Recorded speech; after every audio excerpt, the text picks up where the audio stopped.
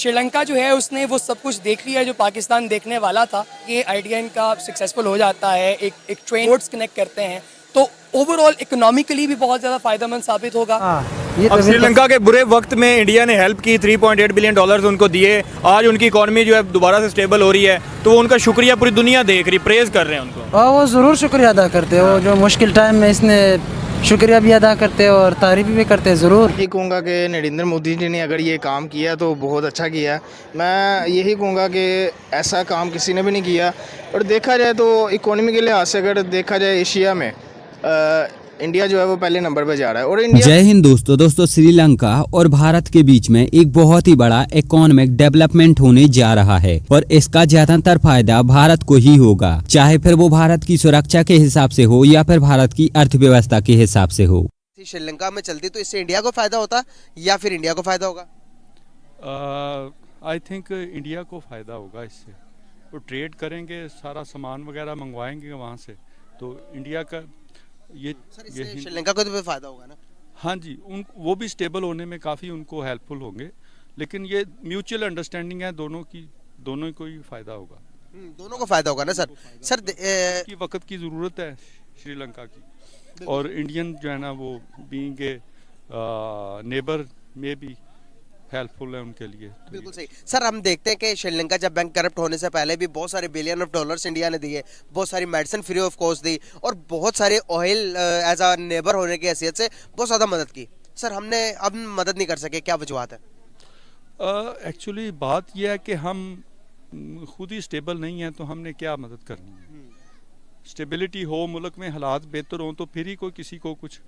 इधर तो हमारे अपने हालात ठीक नहीं है, तो हमने क्या किसी को जो है ना अब दरअसल हाल ही में श्रीलंका के राष्ट्रपति रनिल विक्रमसिंघे भारत आए थे और यहाँ पर प्रधानमंत्री मोदी और श्रीलंका के राष्ट्रपति के बीच में कई विशेष डेवलपमेंट पर बातचीत हुई, जिसमें से श्रीलंका और भारत ने मिलकर 2 नए प्रोजेक्ट को शुरू करने के एग्रीमेंट को साइन किया। इन दोनों प्रोजेक्ट में से जो पहला प्रोजेक्ट है उसके तहत भारत से लेकर श्रीलंका तक एक पाइपलाइन बिछाई जाएगी और इसका उपयोग करके श्रीलंका बड़े ही आराम से भारत से पेट्रोलियम प्रोडक्ट खरीद पाएगा। और फिर इसके लिए श्रीलंका को पेट्रोलियम प्रोडक्ट को भारत से इंपोर्ट करने के लिए शिप वगैरह की भी जरूरत नहीं होगी, बल्कि इसी पाइपलाइन के माध्यम से डायरेक्ट वो पेट्रोलियम प्रोडक्ट श्रीलंका पहुंच जाएंगे और श्रीलंका उसका उपयोग कर पाएगा। तो इसकी वजह से वो पेट्रोलियम प्रोडक्ट आसानी से श्रीलंका पहुंच भी जाएंगे और साथ ही साथ खर्चा भी बहुत कम हो जाएगा। दूसरा प्रोजेक्ट ये है कि भारत और श्रीलंका के बीच में एक ब्रिज बना दिया जाए, जिससे कि दोनों देशों के बीच में कनेक्टिविटी भी बढ़ जाए और साथ ही साथ जो दोनों देशों के बीच में आयात निर्यात हैं उसमें भी हमें एक तेजी देखने को मिले और इसकी वजह से जो आयात निर्यात में समय लगता है वो भी कम हो जाएगा और साथ ही साथ यहाँ पर खर्चे भी कम हो जाएंगे। इस प्रोजेक्ट को लेकर आज से कई साल पहले भारत के जो सड़क और परिवहन मंत्री नितिन गडकरी जी थे, उन्होंने प्रस्ताव रखा था, लेकिन जो उस समय श्रीलंका की मौजूदा सरकार थी उन्होंने इस प्रस्ताव को ठुकरा दिया। और इस प्रोजेक्ट को ठुकराने का कारण था चाइना, क्योंकि तब श्रीलंका पर चाइना का बहुत ही ज्यादा कंट्रोल था और श्रीलंका बिल्कुल वही करता था जो कि चाइना उससे करवाता था। लेकिन अब क्योंकि वक्त बदलते जा रहा है और श्रीलंका की हाल ही में जो हालत थी उसमें भारत ही वो देश था जिसने की श्रीलंका की सबसे ज्यादा मदद की थी, तो इस सब की वजह से जो श्रीलंका के लोग हैं उनका भी भारतीयों पर विश्वास बढ़ते जा रहा है और इसी की वजह से श्रीलंका का जो चाइना के प्रति झुकाव था वो भी कम होते जा रहा है और भारत के प्रति झुकाव बढ़ रहा है। और ये भारत के लिए एक अच्छी बात है, क्योंकि अगर श्रीलंका जैसे देश भारत के हिसाब से कार्य करेंगे तो चाइना जैसे देश इसका फायदा नहीं उठा पाएंगे और इसकी वजह से भारत काफी हद तक सुरक्षित रहेगा। इतना ही नहीं, जो भारत के सीक्रेट मिशन हैं वो भी बिल्कुल सीक्रेट रहेंगे और चाइना जैसे देशों को इसके बारे में बिल्कुल भी भनक नहीं पड़ेगी, क्योंकि चाइना श्रीलंका के माध्यम से ही भारत की जो सीक्रेट चीजें हैं उनके बारे में जानकारी निकालता है। तो फिलहाल भारत और श्रीलंका के रिश्ते बहुत अच्छे हैं और यही कारण है कि पहले की श्रीलंका की सरकार ने जिस प्रोजेक्ट को ठुकरा दिया था, आज श्रीलंका की सरकार ने उसी प्रोजेक्ट को कंप्लीट करने का अप्रूवल दे दिया है और बहुत ही जल्द इन दोनों प्रोजेक्ट पर काम भी शुरू हो जाएगा।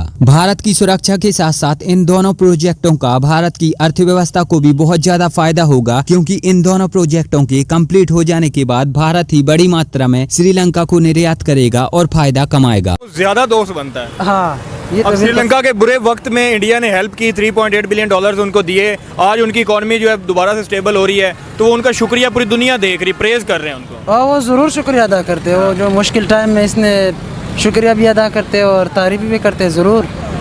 इसके अच्छा, बाद आप मुझे ये बताएं कि इंडिया ने खुद को इतना स्टेबल कर लिया है कि आज अगर हम अपनी सिचुएशन देखें तो हम लोगों से भीख मांग रहे हैं, और वो जो इंडिया है वो दूसरे कंट्री जिनके हालात ख़राब हैं उनको जो है वो इमदाद भी करता है और उनकी इकॉनमी स्टेबल करने में भी जो हेल्प करता है। इसीलिए तो फिर श्रीलंकन फॉरेन मिनिस्टर ने आज इंडिया की तारीफों के पुल बांध दी और कहा कि ग्रेटेस्ट पार्टनर है। तो इसमें मैं क्या कह सकता हूँ। आपकी राय क्या है? इंडिया ने अपने आप को इतना मजबूत कैसे कर लिया? इंडिया ने बहुत तरक्की की है, ठीक है, वो हर चीज़ में आगे बढ़ रहे हैं, सही है। और हम पाकिस्तानी बस मैं आपकी गलती आपको सुना रहा हूँ, ठीक है, यही मसला है। हम पाकिस्तानी इसमें लगे हुए हैं, ठीक है, कि यार स्टैंड ऊपर करो, ये करो, वो करो। और इंडियन जो है ना वो मतलब अपने जो मतलब अपने मुल्क को आगे लेके जा रहे हैं, तो यही वजह है बस। सर, क्या वजह है कि इंडिया जो है वो दुनिया में छाया जा रहा है? अब श्रीलंका के इतने बुरे हालात रहे हैं, उसमें से उनकी हेल्प करना आज पूरी दुनिया को ये मैसेज। सिनेरियो को आप किस तरह देखते हैं? मैं तो पहले यही कहूँगा कि नरेंद्र मोदी जी ने अगर ये काम किया तो बहुत अच्छा किया। मैं यही कहूँगा कि ऐसा काम किसी ने भी नहीं किया। और देखा जाए तो इकोनॉमी के लिहाज से अगर देखा जाए एशिया में इंडिया जो है वो पहले नंबर पे जा रहा है। और अगर इंडिया जो है वो दूसरे मुल्कों की अच्छी तरीके से वो तरबियत चाहता है, मतलब कि दूसरे मुल्कों को लेके चलना चाहता है, तो वो नरेंद्र मोदी है। डेवलपमेंट की तरफ आप देखिए, उनकी सिटीज़ वगैरह देखें, आपकी उनकी डेवलपमेंट देखें। मैं कल ही देख रहा था, वहाँ पे एक सिटी थी अहमदाबाद, जो मैंने काफ़ी देर पहले देखी थी लेकिन वो मज़ा नहीं आया। लेकिन अब जो उन्होंने डेवलपमेंट की है, मैं कहता हूँ कि यार बहुत अच्छा कार्य है। इंडिया हर सिटी को अपनी बहुत ज़्यादा आहिस्ता आहिस्ता डेवलप कर रहा है। यही चीज़ मैंने अगर देखी तो मैंने उसका कंपेयर किया ना अगर पाकिस्तान के साथ, तो पाकिस्तान में ऐसा कुछ भी नहीं है। नरेंद्र मोदी बाहर ट्रेड भी बेचता है, श्रीलंका जैसे अब रशिया से उसने बल्कि ऑयल परचेज किया, ऑयल भी परचेज किया, कोयला भी परचेज किया बिना डर के। अमेरिका ने, आपने जैसे बताने लगे थे, अमेरिका ने बैन भी किया, लेकिन मोदी नहीं डरा। मोदी ने कहा नहीं जी, वो हमारे आपस ये है कि जितने मुल्क चाहते हैं कि उनकी दूसरी कंट्रीज़ के साथ वो अलायंस बना के रखें, और इंडिया लोगों के सामने अच्छा भी बना जाता है, इसलिए भी श्रीलंका की इस तरह हेल्प कर रहा है। और इंडिया क्यों अच्छा बनना चाहता है? आप देखते हैं कि इंडिया के तो वैसे ताल्लुकात बहुत ज़्यादा अच्छे हैं as compare to other countries. Pakistan आप देखते हैं कि हर सिनेरियो में कहीं भी नज़र नहीं आता। पाकिस्तान ने एक्सपोर्ट कर रहा है, इंपोर्ट पे जोर दिया हुआ है, अब इंपोर्ट भी बंद कर दिया है, बैन कर दिया है। उसके अलावा आप देखते हैं पाकिस्तान की जो इकॉनमी है वो नीचे, डॉलर ऊपर जा रहा है, श्रीलंका वाले हालात हो रहे हैं। इस बारे में आपका क्या ख्याल है? हाँ, नज़र तो यही आ रहा है कि जब से नून लीग आई है, कोई 5-6 महीने दूर ही है हम श्रीलंका से, लेकिन इस टाइम हमें बहुत ज़रूरत है कि हमारी जो गवर्नमेंट है वो कोई स्टेक हो, पता लगे कि नून लीग ने स्टेक होना या PTI ने स्टेक होना है।